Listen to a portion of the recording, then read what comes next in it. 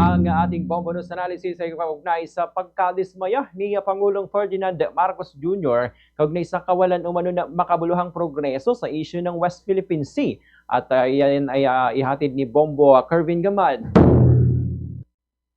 Ipinahayag ni Pangulong Ferdinand Marcos Jr. ang kanyang pagkadismaya sa kawalan ng makabuluhang progreso sa issue ng West Philippine Sea o WPS.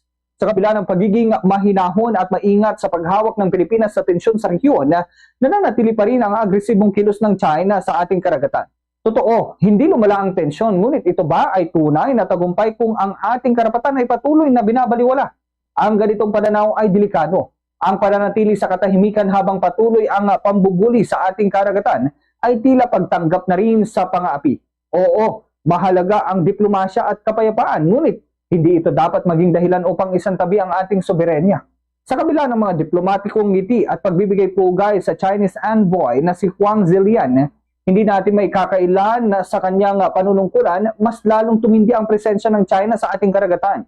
Paglalayag ng mga barko, pagbabawal sa pangingisda ng ating mga kababayan at ang pagbabaliwala sa desisyon ng International Tribunal na pumabor sa Pilipinas.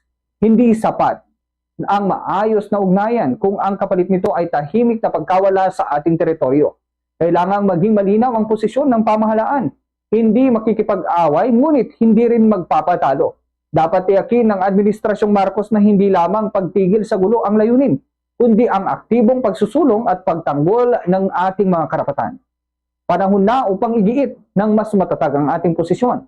Sa tulong ng mga kaalyadong rehiyon at sa buong mundo, hindi dapat hayaan na ang mahinahong paghawak sa sitwasyon ay maging dahilan ng unti-unting pagkawala ng ating pag-asa sa karagatang likas na atin.